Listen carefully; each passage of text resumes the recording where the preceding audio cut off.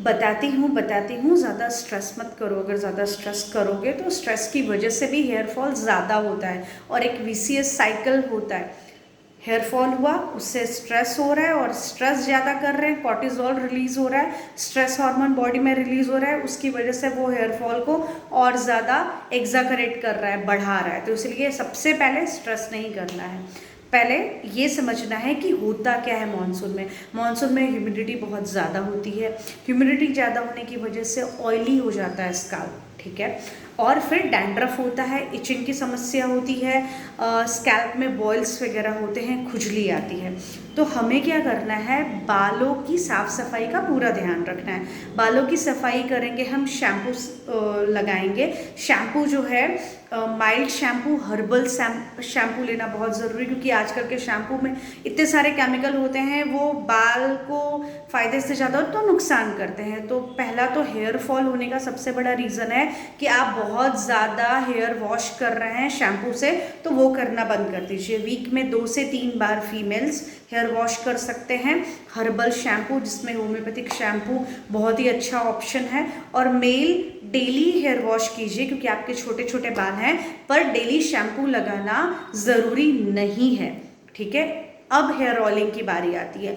Hair oiling जो है वो वीक में एटलीस्ट एक बार हेयर ऑयलिंग करना बहुत ज़रूरी है, क्योंकि आपके बालों को नरिश करना बरसात में, मानसून में बहुत ज़रूरी है। और हेयर ऑयलिंग से हमारे बालों को न्यूट्रिशन मिलता है, पोषण मिलता है।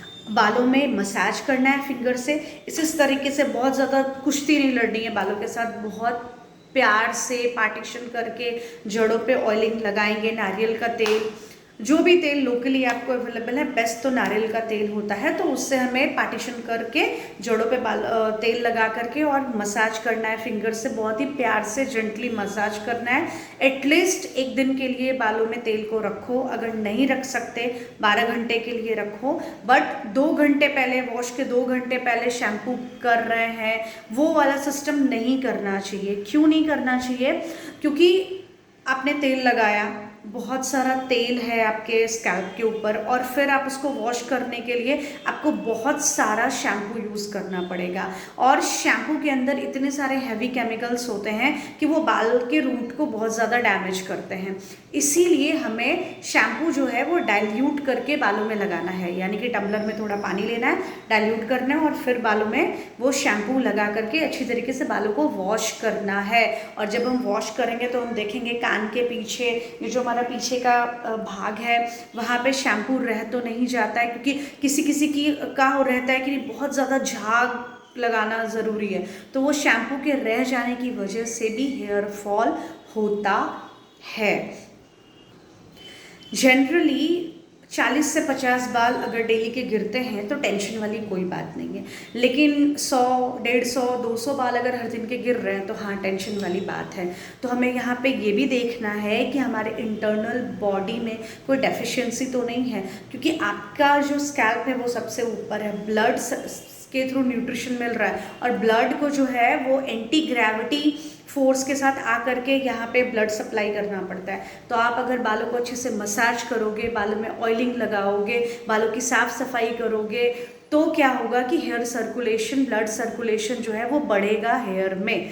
दूसरी चीज़ है कि इंटरनल ध्यान रखना है कि हमारे बॉडी में कोई डेफिशिएंसी तो नहीं है। तो कुछ ब्लड टेस्ट हैं, अगर आपके बाल बहुत ज़्यादा गिर रहे हैं, अराउंड 100-200, तो कुछ ब्लड टेस्ट हैं, वो आपको करवा लेना चाहिए। उसमें है विटामिन B12, हेमोग्लोबिन का टेस्ट, ठीक है, then serum ferritin, thyroid profile आप करवा लीजिए, ठीक है, और DHT। ये 4-5 जो है वो बहुत इम्पॉर्टेंट हेयर के टेस्ट हैं जो आपको करवाने पड़ेंगे। कई बार होता है कि हमारे बॉडी में हेमोग्लोबिन तो होता है, पर सीरम फेरेटिन जो है वो लो रहता है। अगर सीरम फेरेटिन लो है तो आपके बालों में जो बराबर से न्यूट्रिशन पहुंचना चाहिए वो सही तरीके से नहीं पहुंच पाता है, उसकी वजह से भी हेयर फॉल होता है। तो ये सारे आप टेस्ट करवा करके और एक अच्छे होम्योपैथिक फिजिशियन से आप मिलिए और उनसे आप अपना हेयर ट्रीटमेंट करवाइए। अब अगर डेफिशिएंसी है तो कुछ हमें पोषण भी करना है। तो पोषण में क्या करना है, आंवला, आप किसी भी सीज़न में आंवले की कैंडी, आंवले का मुरब्बा, आंवला किसी भी रूप में आपको डेली आंवला खाना है, एटलीस्ट 2 से 3 आंवला डेली खाना है।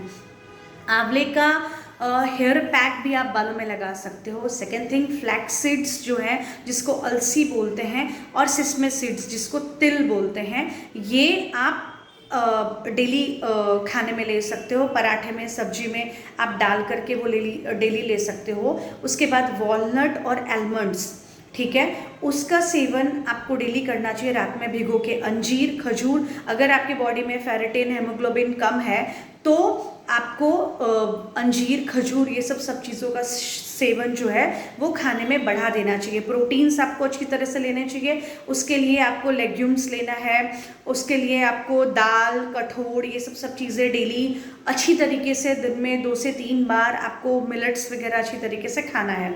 तो ये आपको खाने पीने में ध्यान रखना है। आपको अच्छी तरीके से कंघी करनी है। देन आपको वेट, बालों को भीगा नहीं रखना है। जैसे कि हम गाड़ी वाड़ी चला के जा रहे हैं और बार बार हम भीग रहे हैं, तो वेट बालों में डैंड्रफ होने के चांसेस बहुत ज़्यादा हैं। वेट बालों में हेयर इन्फेक्शंस होने के चांसेस बहुत ज़्यादा हैं, फंगल इन्फेक्शंस होने के चांसेस बहुत ज़्यादा हैं। तो जल्दी से जल्दी आपको बालों को सुखा लेना चाहिए। वेट बालों में आपको कंघी या हेयर स्टाइल नहीं करनी चाहिए।